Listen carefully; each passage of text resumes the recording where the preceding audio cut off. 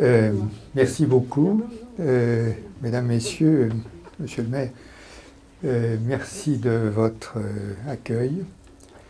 Je précise pour commencer que j'étais programmé pour parler après les municipales. Et donc ce discours sur la démocratie n'a rien à voir avec les événements politiques en cours, je n'en doute pas. Je vais vous décrire un peu ce parcours qui est le mien. Je suis très préoccupé par l'évolution de la démocratie. Voilà. Je le dis très, très sincèrement, très franchement. Et du coup, je me suis posé la question de savoir qu'est-ce qu'un scientifique peut faire pour essayer de contribuer à la réflexion, bien sûr, et possiblement à l'action.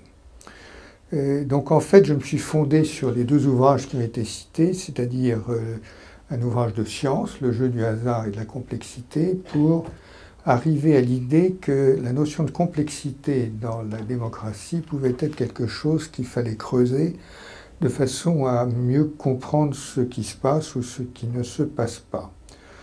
Voilà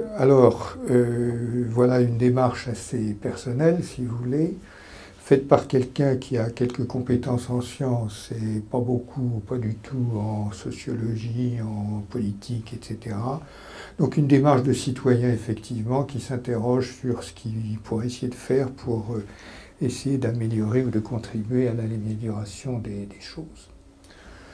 Alors, quand on dit que le monde est en crise, je commence par cet avertissement, attention aux prophètes de malheur. Nous savons tous et bien que le pessimisme français touche à l'hypocondrie chronique. Il est quand même remarquable que dans le classement des pays les plus optimistes dans le monde, la France arrive avant-dernier. Après l'Ouganda, après le Kenya, après le Zimbabwe, tout ce que vous voulez. Et donc il y a quelque chose de particulier dans notre culture critique qui fait que nous sommes très très autocritiques vis-à-vis de nous-mêmes et nous devons en avoir conscience. J'ai voulu aussi vous dire qu'il faut vraiment avoir un regard qui dépasse l'hexagone en parlant de ces problèmes de démocratie. Je sais, monsieur le maire, que vous avez des activités nombreuses et y compris dans les pays en développement. Mais je pense qu'il est vraiment important d'avoir cette vision un peu mondiale à un moment où le monde se globalise et se mondialise. Et puis, évidemment, moi, mon esprit de scientifique, ça me conduit à dire on ne peut pas tout régler en même temps, il faut hiérarchiser, il faut trouver ce qui est important et il faut essayer de gagner en rationalité de façon à ne pas s'égarer dans tous les problèmes qu'on ne peut pas régler. Ceci étant, ayant dit qu'il ne faut pas être trop négatif, il y a quand même des crises qui sont sérieuses et qui sont sous nos yeux. Il y a une crise de l'environnement, il y a un problème démographique qui, pour moi, touche à la crise. Il y a des problèmes économiques potentiels, puisqu'il y a eu des crises quand même que l'on connaît bien, la dernière en 2008. Il y a un problème d'inégalité sociale qui s'accroît non seulement en France mais dans le monde, avec un accroissement des inégalités qui peut devenir dangereux, qui je crois est dangereux. Et puis il y a les difficultés de la démocratie qui peuvent faire dire qu'il y a en tout cas un début de crise de la démocratie, et je vous le montrerai. Alors, je vous l'ai dit, le contexte est très évolutif et les évolutions nationales bouleversent les grands équilibres.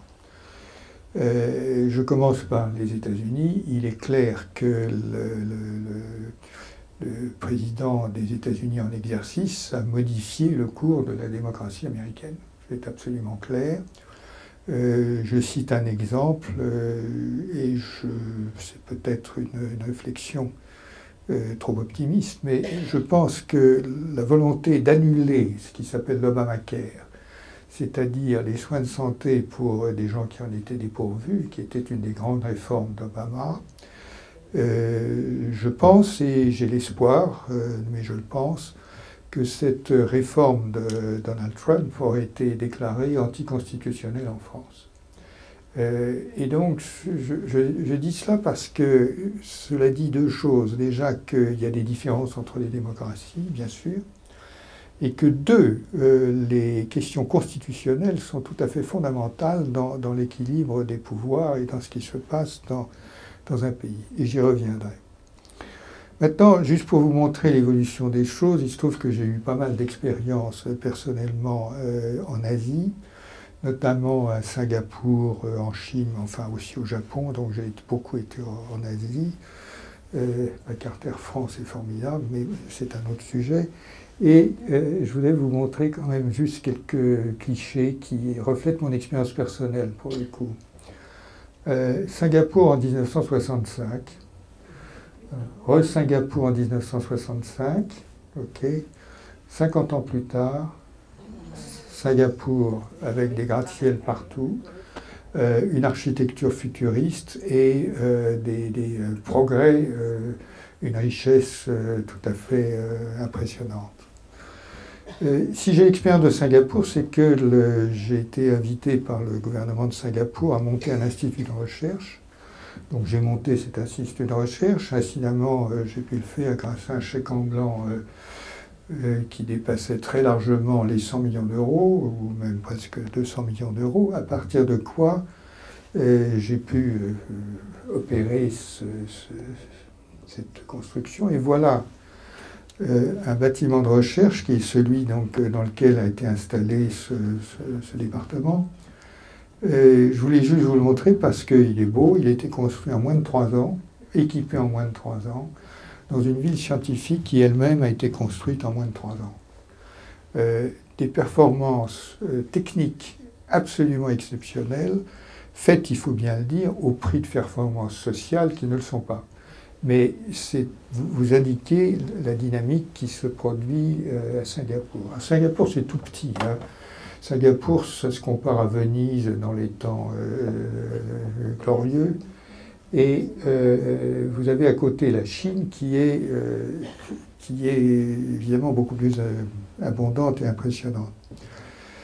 Par une erreur de casting dont je me félicite, j'ai fait partie de la première délégation officielle française scientifique allée en Chine en 1975. Et donc j'ai conservé précieusement mes photos, j'en ai plein évidemment, mais je n'en montre que celle-là. Ça, c'est la place Tiananmen à l'heure d'encombrement.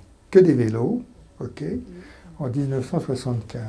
40 ans plus tard, Pékin avec ses 6 ou 7 périphériques, je ne sais pas combien on a, des autoroutes dans tous les sens, etc. Un progrès absolument, enfin un progrès, une évolution absolument dingue, avec ceci qui est à noter, c'est que en fait, quand on voit les grands succès des pays en développement, la plupart sont liés à des régimes autoritaires. Alors, il faut se le dire, hein, je veux dire, alors évidemment, on peut dire, oui, mais la Corée du Sud, la Corée du Sud a démarré avec un régime autoritaire, et elle a basculé ensuite vers la démocratie, et donc on peut peut-être espérer que d'autres pays qui ont démarré sur ce mode autoritaire basculeront un de ces jours vers la démocratie. Ceci étant, la Chine n'a pas l'air d'en prendre le chemin, mais enfin, on verra. Et donc, quelques données sur la Chine pour vous dire que 1,4 milliard d'habitants, bien sûr. La Chine a quand même sorti 700 millions de personnes de l'extrême pauvreté, 700 millions, la moitié de la population. Quand vous regardez les statistiques des Nations Unies sur l'évolution de la pauvreté dans le monde, on se félicite du fait qu'elle ait régressé, mais enfin, je crois qu'en Chine, ce n'est pas tellement les Nations Unies qui ont fait régresser la pauvreté. Je connais bien la recherche en Chine, puisque avec Pasteur, nous avons fondé un institut Pasteur à Shanghai. La recherche est devenue une recherche de pointe qui est parfaitement compétitive.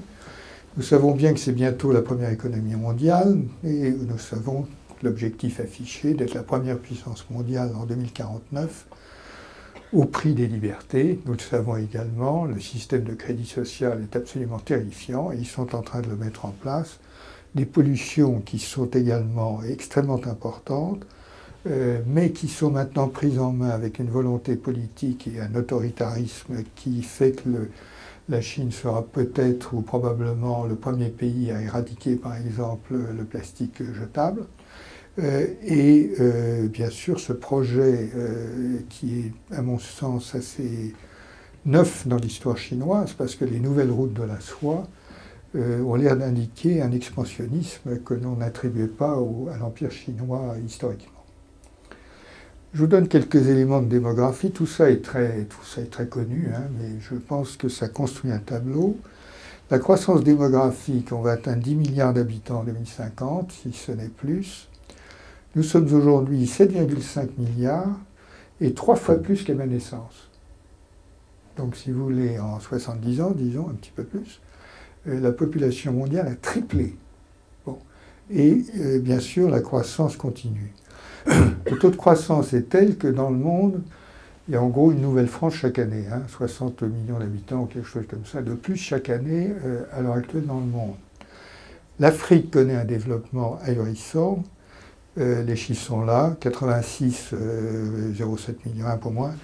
2016, 1,2 milliard. On attend plus de 2 milliards en 2050 et possiblement 4 milliards en l'an 2100.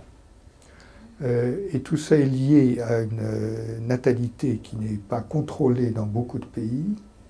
Dans certains, elle l'est. On sait que la natalité décroît lorsque l'éducation des filles et des femmes s'accroît. Mais ça marche, disons, plus ou moins vite, et puis l'éducation, elle pénètre plus ou moins dans pas mal de pays. Donc des pays comme le Niger et le Nigeria vont être extraordinairement peuplés, et l'un des deux va dépasser la croissance en population les États-Unis d'ici 20 ans. Ce sont des croissances absolument faramineuses. Alors, pour moi, ce sont des facteurs de crise parce que je ne pense pas que l'Afrique soit capable de soutenir ce développement. Je l'espère, mais je n'en suis, disons, pas certain. Je voudrais évoquer ici une idée qui est un peu bizarre, c'est juste de vous dire que finalement, la complexité naturelle de la planète, elle n'évolue pas. Si elle évolue, c'est dans le mauvais sens, c'est-à-dire que la biodiversité tend à baisser, ce qui n'est pas bien du tout. Bon. En revanche, lorsque vous essayez d'analyser la complexité sociale, elle augmente. Elle augmente énormément. Parce que la population augmente d'un côté, les moyens de communication augmentent de l'autre, et les moyens de communication physiques et virtuels augmentent énormément. Et les virtuels, nous le savons bien, mais l'avion, vous avez presque 2 milliards de personnes qui prennent l'avion chaque année maintenant. Et donc, ça, c'est un impact énorme qu'on mesure dans les réseaux sociaux notamment, mais cela veut dire que la complexité sociale appréciée par le nombre de parties prenantes et de relations est en augmentation extraordinairement rapide. Donc la complexité du monde social augmente. Et conceptuellement, je pense que ça pose problème à pas mal de gens. Ça m'amène à vous parler un peu de complexité. Alors c'est un peu mon dada, donc je vous fais un peu mon numéro sur la complexité, mais je pense que ça peut être important.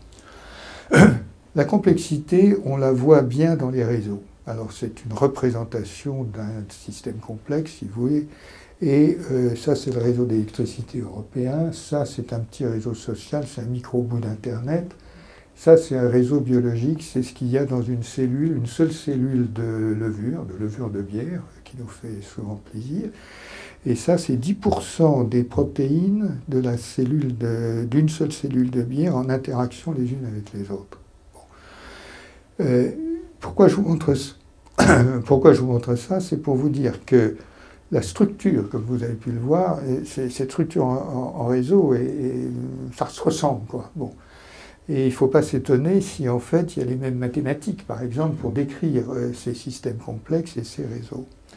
Donc il y a une sorte de transversalité de science de la complexité qui se développe et qui reflète un changement de regard dans le monde scientifique qui est, à mon avis, très important. Face à cette complexité qui est absolument évidente, hein, et incidemment, quand je vois ça, moi je ne sais pas travailler, il me faut modéliser, je ne pige rien. Bon. Donc si vous voulez, il y a, et pourtant c'est avec ça qu'on travaille en biologie, évidemment. Donc si vous voulez, il faut des outils, il faut des instruments, et ces instruments sont transversaux, enfin certains sont transversaux.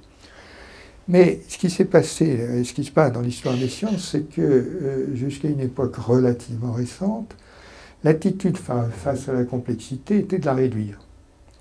Et quand vous regardez la construction de la physique en tant que science, la physique s'est construite très longtemps, la physique classique en tout cas, par la réduction des phénomènes aux plus petits phénomènes analysables. Et à ce moment-là, essayer de le piger, de trouver et de construire à partir de ça. La biologie, c'est exactement pareil. La biologie moléculaire qui s'est développée à partir des années 1950-1960 s'est développée de façon très réductionniste. Et puis en biologie, et je le cite en exemple, s'est produit le phénomène semi-technologique suivant.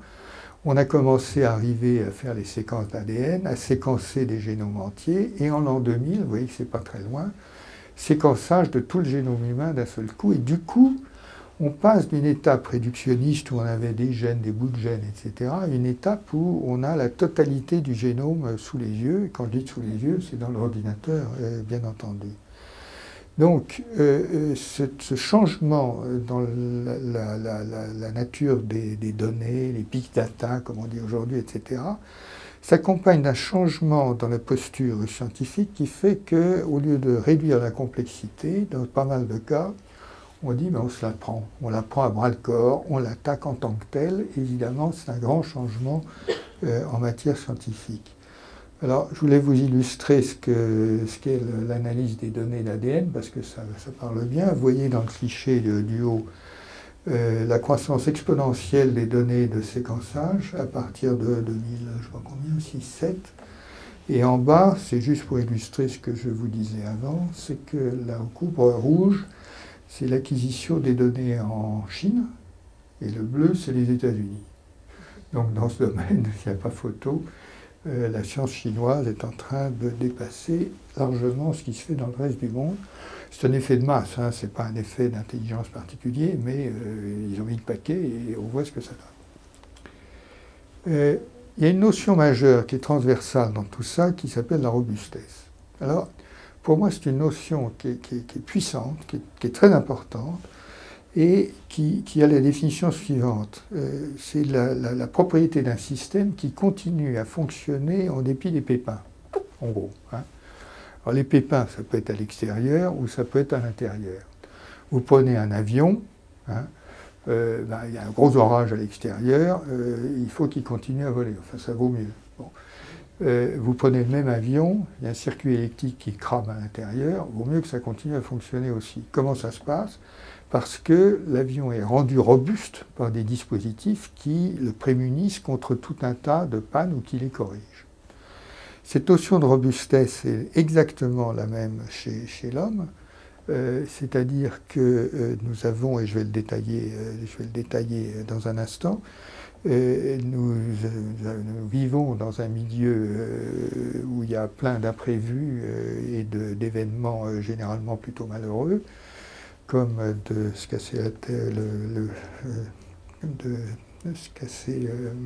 la figure, si j'ose dire, et de se faire une entorse.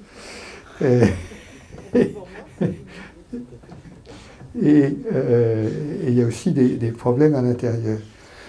En tout cas, ce qui est important dans cette notion de robustesse, c'est qu'au fond, quand vous y réfléchissez, c'est l'instrument de la lutte contre le hasard. Et donc, de ce point de vue-là, c'est même philosophiquement une notion qui, pour moi, est très importante. C'est une sorte d'assurance-vie pour les êtres vivants. Si on n'était pas robuste au sens biologique du terme, on serait mort en quelques semaines. Hein. C'est vraiment un point très important. Et l'autre point important, c'est que cette robustesse n'est pas passive. Elle est acquise par des systèmes de contrôle de qualité, des dispositifs de correction des erreurs. Les premiers avions n'étaient pas robustes, ils se cassaient la gueule sans arrêt. Hein. Les nouveaux avions sont beaucoup plus robustes, etc. Alors, je prends le cas des organismes vivants et vous dire que l'organisme vivant, il fait face à des ennemis qui sont à l'intérieur comme à l'extérieur. À l'extérieur, c'est largement les agents infectieux. Ou bien c'est une brique qui vous tombe sur la tête. Évidemment, ça ne fait pas du bien non plus. À l'intérieur, c'est tout à fait intéressant de le voir comme ça, ce sont les erreurs de fonctionnement du système. Tout fait des erreurs. Rien n'est parfait. la synthèse de l'ADN fait une erreur, un taux qui est de 1 sur 1 milliard. Bon. Mais ce taux n'est acquis que parce qu'il y a deux mécanismes de correction des erreurs qui réduisent le taux de 10-3, 1 sur 1000, 1 sur 1 million à 1 sur 1 milliard. Moyennant quoi, ce taux de 1 sur 1 milliard est quand même suffisant pour donner des mutations qui sont aléatoires. Et c'est l'accumulation de ces mutations qui cause premièrement le vieillissement, ce qui est considéré comme physiologique, et deuxièmement les cancers qui sont pathologiques. L'accumulation d'un certain nombre de mutations fait que le système finit par déraper, si vous voulez, et le cancer émerge. Ce qui veut dire que c'est l'accumulation d'erreurs qui déborde les systèmes de sécurité, ce qui veut dire également, et c'est à peu près prouvé, que en réalité, les maladies n'apparaissent, c'est la logique des trains qui n'arrivent pas à l'heure. Quand les trains arrivent à l'heure, tout le monde s'en fout, on remonte, et on ne se dit pas que tiens, il y a quand même des systèmes très sophistiqués à la SNCF, même si vous n'y croyez pas toujours, qui font que les trains arrivent à peu près à l'heure. Mais on remarque que quand ils n'arrivent pas à l'heure, évidemment, tout le monde râle. Bon.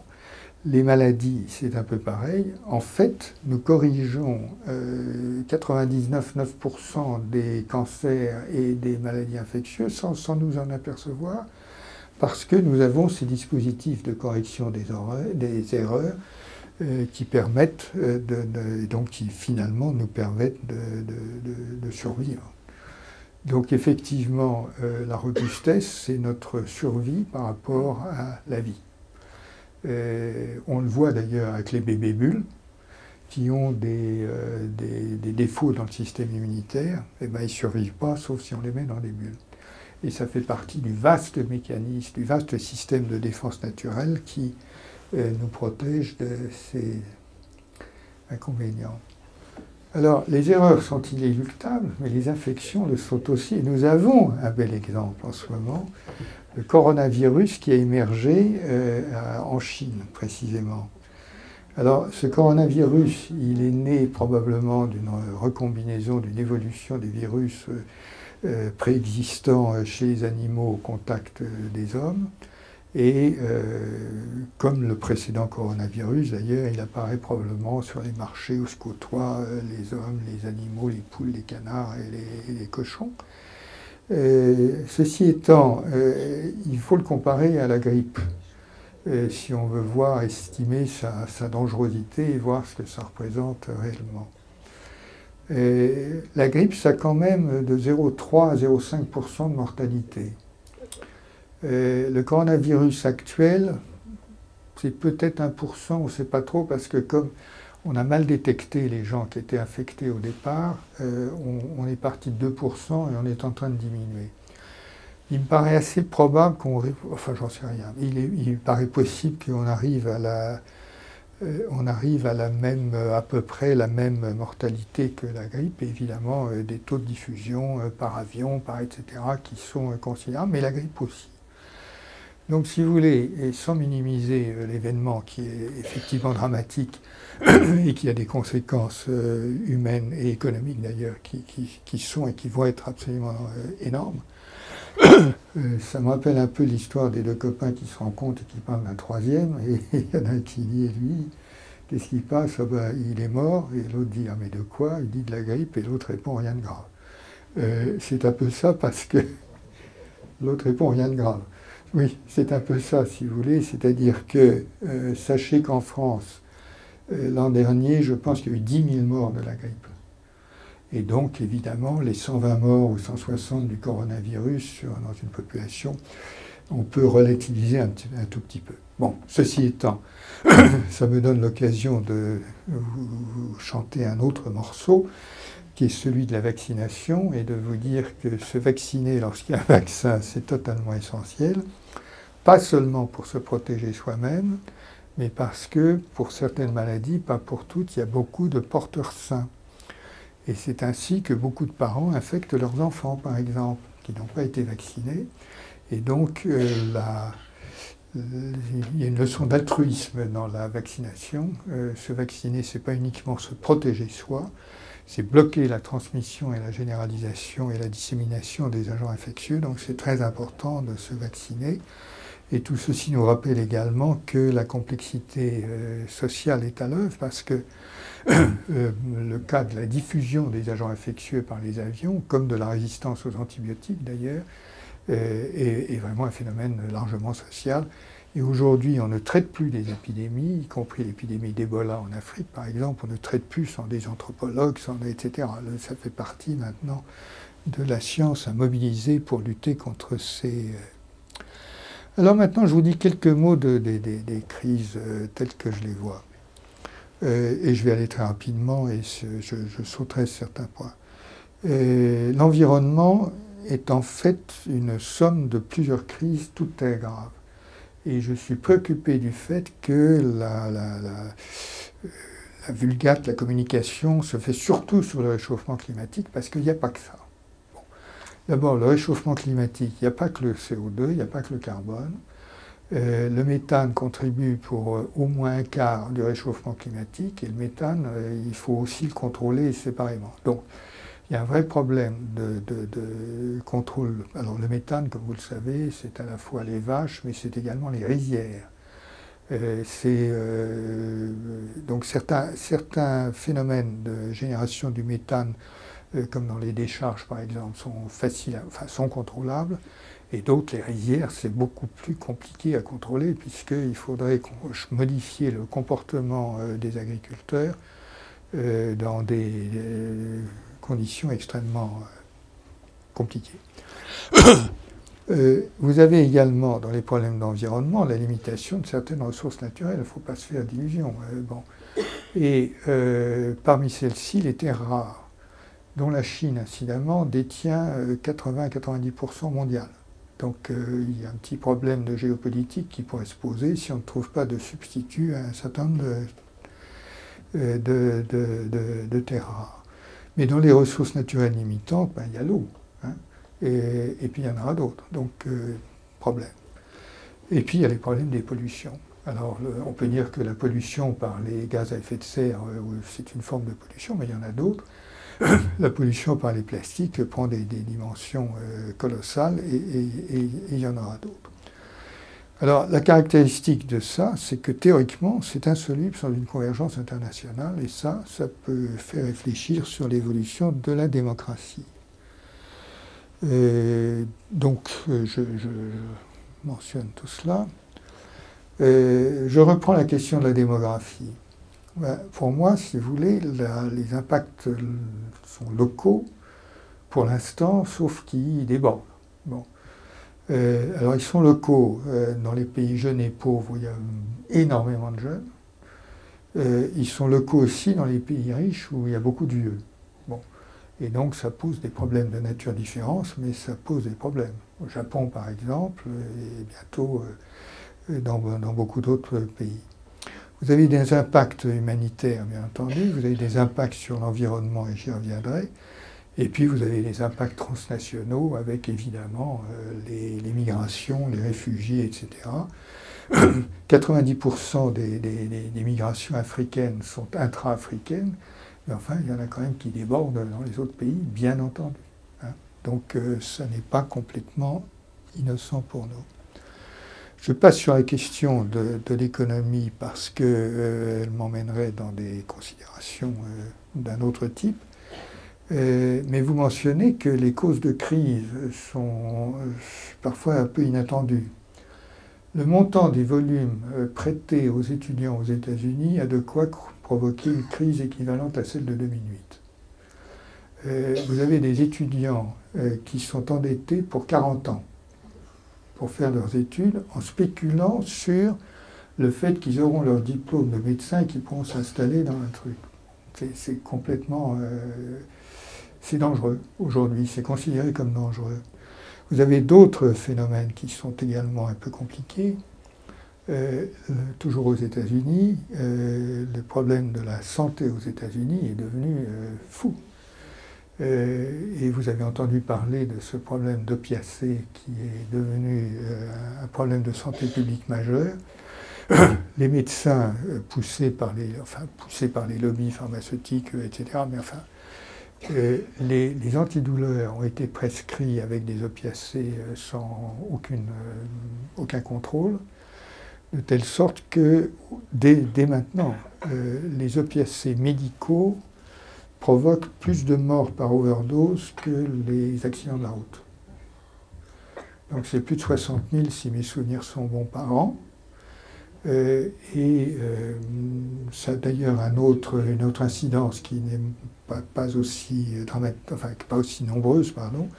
Mais il y a des gens qu'on n'arrive plus à opérer parce qu'on n'arrive plus à les anesthésier. Ils sont déjà à moitié shootés par les opiacés et donc on n'arrive plus à les... Donc on essaie de les opérer sous hypnose, par exemple, ce qui n'est pas toujours évident. Et enfin, je cite ce que je redis, la croissance des inégalités sociales, elle est intranationale et elle est internationale. Et bien entendu, la question est de savoir jusqu'à quel point les inégalités peuvent croître en restant soutenables, sans provoquer des problèmes sociaux considérables. Et donc je glisse sur cette question parce qu'évidemment on peut l'appliquer à notre cher pays. Juste vous dire que la combinaison de la démographie et de la crise environnementale soulève des problèmes colossaux. Donc personnellement, je ne vois pas comment on va se tirer. Alors, c'est un peu embêtant parce que, en gros, ce qui se passe, c'est que bien sûr, vous avez des problèmes d'énergie, d'eau, d'alimentation, des problèmes d'infrastructure, de traitement des déchets, les systèmes de communication, tout ça consomme énormément d'énergie, de ressources. Il ne faut pas s'imaginer qu'on pourra tout recycler, c'est pas vrai. Il faudra continuer à extraire des minerais, en quantité moindre sans doute, mais bon. Or, dites-vous par exemple que si on veut lutter contre le réchauffement climatique, extraire des minerais, pour l'instant, on ne sait pas faire avec l'électricité. Hein. Donc c'est toujours le charbon qui est à l'œuvre dans la plupart des cas. Même si c'est pour extraire des minerais qui ne sont pas dangereux en eux-mêmes. L'eau, c'est très très très problématique. Ça commence à être très problématique aux États-Unis, en Californie. Alors on va peut-être désaliniser beaucoup plus, mais enfin pour ça il va falloir de l'énergie. Pour faire de l'énergie, il faut etc.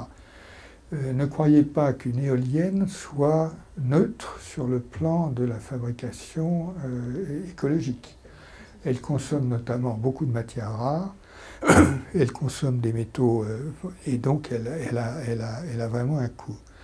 Et le problème, c'est qu'il faut qu'on passe de 7 à 10 milliards, le coût est parti, et celui-là on ne peut pas l'arrêter, si je peux dire, et donc une sorte de, en gros, 40% d'augmentation de la population, mais il faut multiplier par un facteur de correction de l'évolution des niveaux de vie, qui va multiplier les dépenses énergétiques, à mon avis, par un facteur, mais au moins 10 ou 20 ou 50, je ne sais pas le dire. Et donc, je pense que le réchauffement climatique, il est inarrêtable aujourd'hui. Il faut essayer, bien entendu, de le diminuer, mais je pense qu'il est très, très, très difficile à contrôler et il va falloir y faire face. Alors j'en arrive enfin à la démocratie et en quoi mon raisonnement m'amène à discuter de ce sujet. D'abord,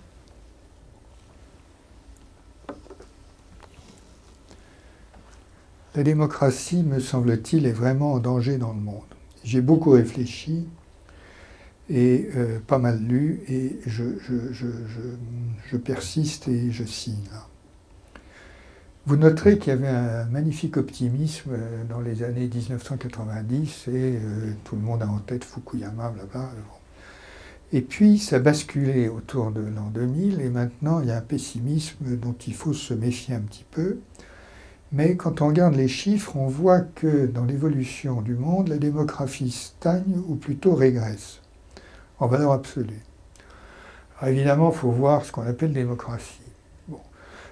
Mais on ne peut pas dire, et là je prends position, vous m'en excuserez, mais voilà, on ne peut pas dire que la démocratie progresse aux États-Unis aujourd'hui. À mon sens, elle régresse et c'est l'avis d'une moitié des Américains.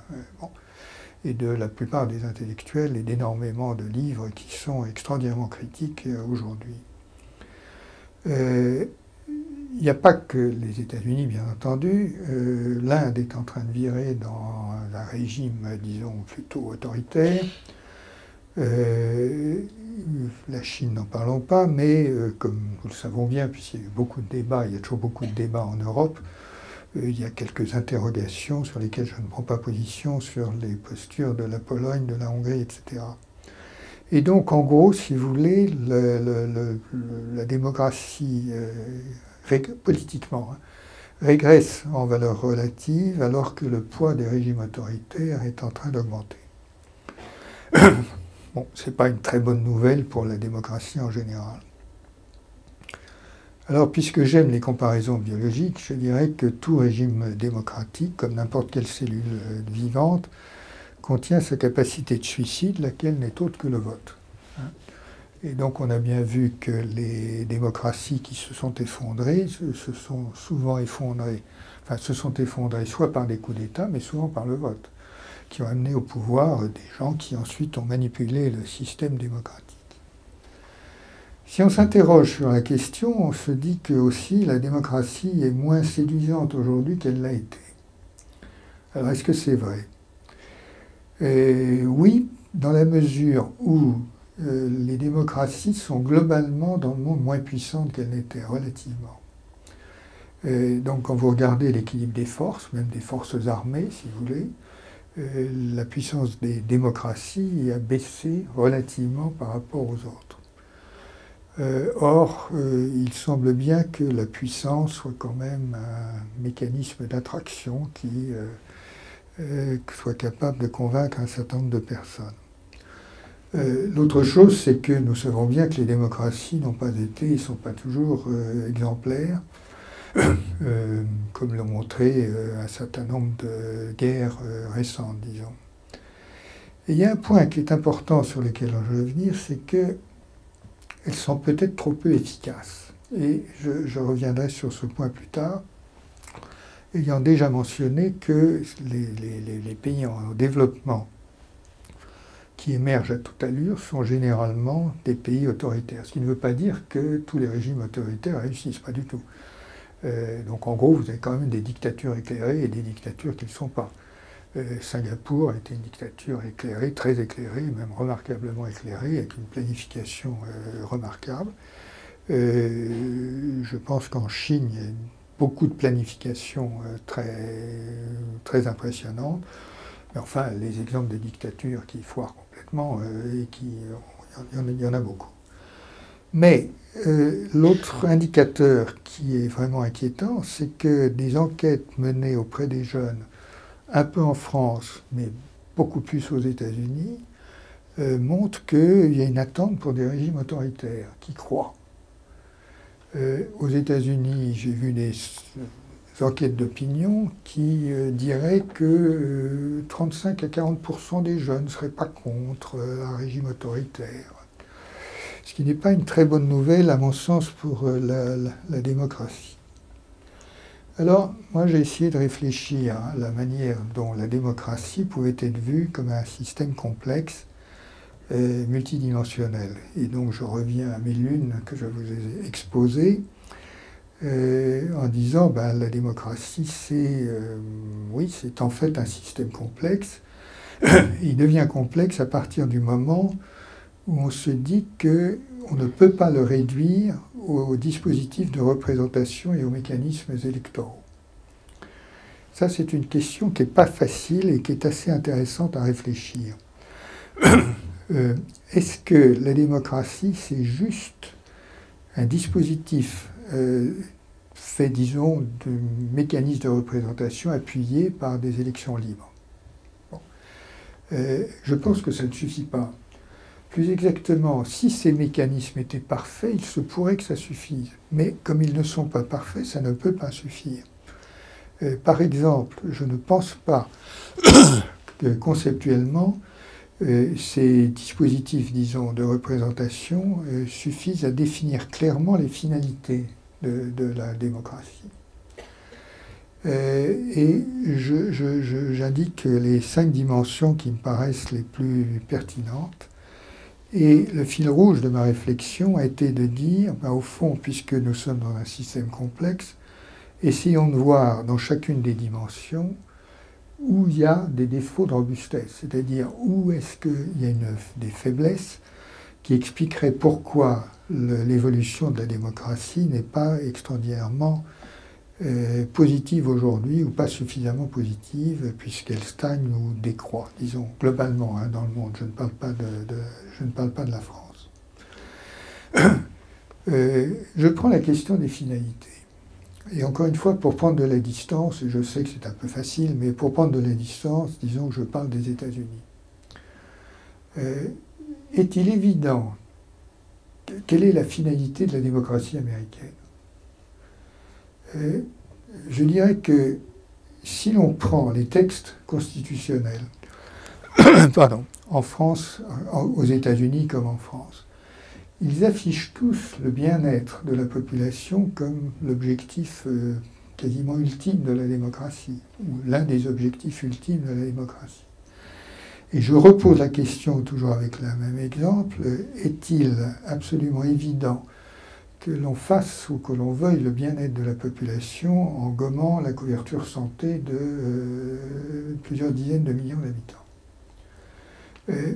Je ne le crois pas, personnellement, et donc je pense que les finalités de bien-être et de justice sociale qui sont associées au bien-être partagé, bien entendu, sont des finalités qui font partie des finalités démocratiques et qui devraient être beaucoup plus affichées comme telles. Les valeurs. Nous avons des valeurs en France, liberté, égalité, fraternité, que nous prônons avec un certain bonheur.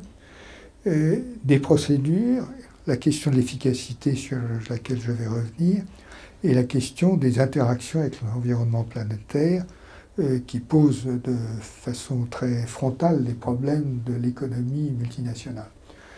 Je n'aurai pas le temps, et je ni le désir d'ailleurs, de rentrer dans le détail de tous ces points, et je voudrais simplement en détailler quelques-uns. Dans nos valeurs démocratiques, et là maintenant je parle de la France, je pense qu'il y en a 2 qui nous manquent, qui ne sont pas suffisamment affirmées. Et je voudrais revenir à la question du sens du devoir. Il y a un politicien français qui s'appelle Léon Bourgeois, qui a été un petit peu oublié, pas totalement, mais qui est un homme assez de la fin du 19e, qui a beaucoup travaillé pour créer la Société des Nations, en fait, qui s'est illustré par une théorie qui s'appelle le solidarisme. Et la théorie du solidarisme est assez amusante. Léon Bourgeois avait affiché cette maxime assez puissante. Il disait la Révolution française nous a apporté une déclaration des droits. Ce dont nous avons besoin maintenant, c'est une déclaration des devoirs. Et il a construit une théorie qui est assez intéressante à revoir maintenant, qui, en gros, suppose que tout individu qui naît, socialement, possède une dette vis-à-vis de la société et qui doit la rembourser. Et donc, il a le devoir de rembourser la dette. Son devoir, c'est donc d'agir pour la société et pas uniquement pour lui-même, ce qui m'amène à mes propres réflexions sur l'altruisme, dans lesquelles j'avais déduit qu'il existe un devoir d'altruisme qui devrait s'imposer comme une nécessité à chacun. Alors, ayant dit cela, si vous voulez, je dirais que le devoir individuel d'altruisme, c'est pour moi une notion tout à fait importante, dans la mesure où c'est en fait l'équivalent de la solidarité à l'échelle collective. En gros, si vous construisez une solidarité à l'échelle collective sans avoir le devoir d'altruisme à l'échelle individuelle, vous tombez dans un système dans lequel vous avez un État-providence qui est chargé de tout. Et c'est une espèce de supermarché des droits sociaux dans lequel tout le monde peut aller essayer de piocher. Bon, ça ne peut pas marcher, puisqu'effectivement, il faut bien alimenter cette solidarité, et cette solidarité, elle est forcément alimentée au niveau individuel. Alors bien sûr, c'est l'organisation de cet altruisme au niveau individuel et au niveau collectif qui compte. Il y a énormément de générosité en France, il y a énormément d'altruisme, et c'est l'organisation de cela qui peut poser problème. Les procédures. La dimension des procédures inclut pour moi les procédures électorales, dont j'ai dit un mot, mais ayant dit cela, je dirais que par exemple, les référendums d'initiative populaire ne règlent pas la question démocratique. Ça peut être le début d'un progrès, si vous voulez.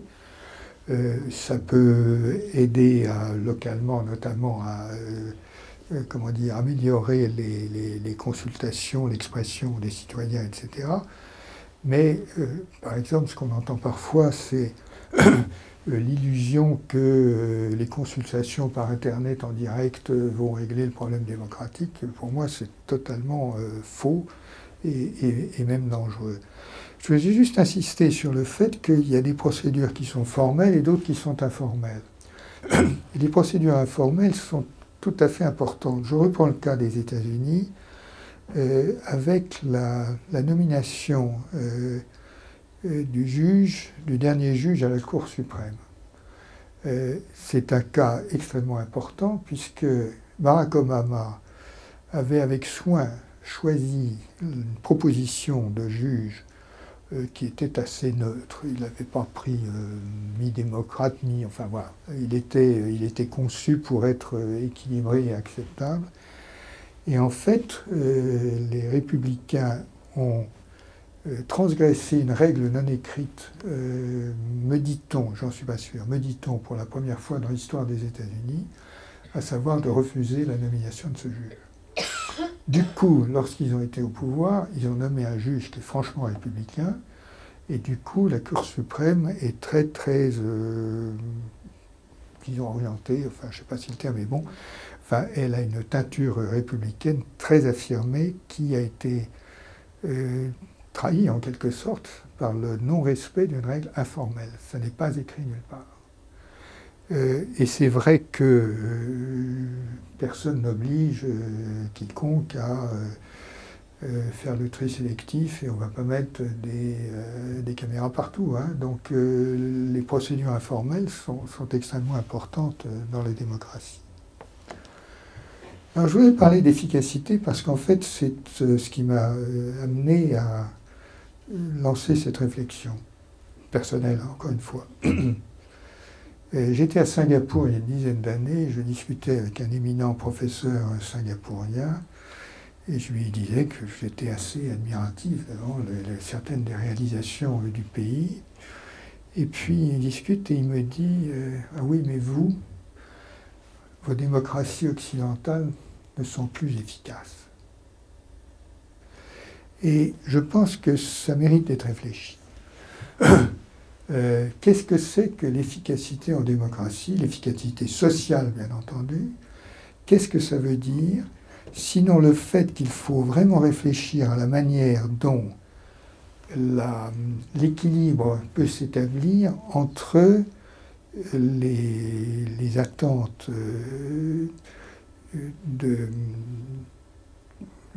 populaires, enfin les attentes de tout le monde, et leur réalisation. Ce qui amène à réfléchir à la... Pardon.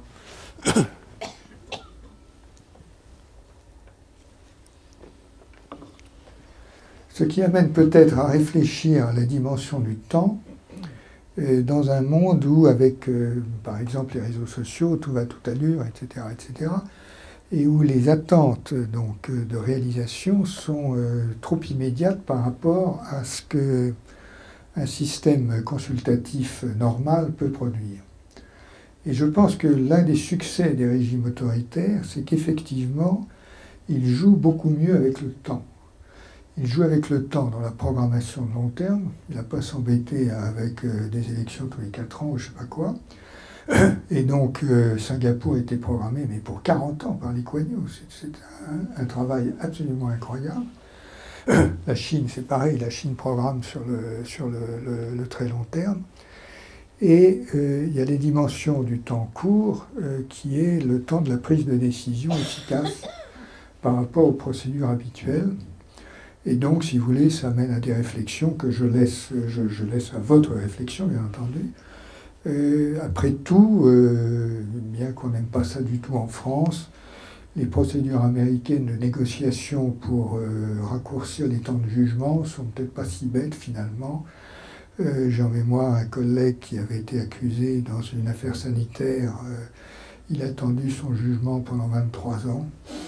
Peut-être qu'une négociation aurait été plus efficace. En tout cas, le malheureux serait mort en meilleures conditions que ce qui s'est produit. Voilà. Donc, ce que je cherche à vous dire ici, c'est tout simplement ceci, c'est que on peut essayer d'analyser ce que je pensais être une crise de la démocratie au travers de ce fil rouge qu'est l'étude de la robustesse de ces différentes dimensions. Si je les prends à l'envers maintenant, je dirais que si les finalités de bien-être et de justice sociale ne sont pas clairement comprises et acceptées, il y a une fragilité. Si le sens du devoir n'est pas compris, il y a une fragilité, etc. etc. Donc voilà ce qui a guidé ma réflexion que je vous livre en toute simplicité. Maintenant, rapidement, que faire? C'est bien gentil, il faut défendre notre démocratie, c'est clair. Il faut, à mon sens, injecter, ça c'est le scientifique qui parle, beaucoup de recherche et beaucoup de méthodes scientifiques. Et ça me paraît vraiment très important, ce qui veut dire qu'il faut, comment dire, savoir de temps en temps mettre l'idéologie sous le boisseau pour appliquer la méthode scientifique et trouver les meilleures solutions. Il faudrait également intensifier la discussion citoyenne. Je crois qu'aujourd'hui, un véritable problème, c'est qu'on parle beaucoup plus à nos téléphones et nos ordinateurs qu'à nos voisins. Et qu'il y a un véritable sujet de réorganiser la discussion citoyenne, ce qui se fait évidemment, et puis les questions de voter de façon informée, de s'informer, de refuser la post-vérité. Et je terminerai par 2 points, ce sera ma conclusion. Je pense que l'évolution des techniques aujourd'hui, notamment bien sûr de l'informatique, est en train de peser sur l'évolution des métiers d'une façon qu'on n'a pas encore bien assimilée. Les projections là-dessus ne sont pas forcément très sympathiques. Tout le monde espère, bien entendu, que l'énorme irruption de l'informatique dans le monde du travail va recréer des emplois comme l'avait fait la révolution industrielle et créer une phase de prospérité. Simplement, le problème, c'est qu'il est fort possible qu'elle crée des emplois, transitoires, de court terme, et 2, de bas niveau. C'est ce que le philosophe André Gortz appelait des emplois de serviteurs. La question, évidemment, ça peut être l'un ou l'autre, ou l'un et l'autre. Alors c'est pire si c'est l'un et l'autre, mais bon. Mais il est fort possible que l'on change de métier plusieurs fois dans sa vie, et c'est effectivement ce qu'on commence à observer. Et la digitalisation va entraîner ça. Et elle commence à le faire. Incidemment, c'est un peu inquiétant dans la mesure où il n'est pas évident qu'à l'âge de 60 ans, au moment de changer pour la 4e fois de métier, on sera encore capable de vraiment s'adapter si c'est vraiment ce qui se passe. Donc, il y a effectivement de continuer à apprendre, donc c'est le problème de la formation continue, enfin de l'éducation continue, et auquel je rajoute le fait d'apprendre à apprendre, parce qu'il va falloir apprendre à s'adapter plus qu'on ne le fait aujourd'hui. Et je pense que là, il y a un créneau de réflexion et d'action qui est important. Et puis mon dernier point sera que, bien entendu, il faut marier le cœur et la raison. La raison est très importante pour, comment dire, éduquer le jugement, préparer les décisions. Marier le cœur, c'est associer dans l'altruisme ce qui est la générosité et la rationalité pour la mélanger dans le système démocratiquement le plus efficace. Je vous remercie.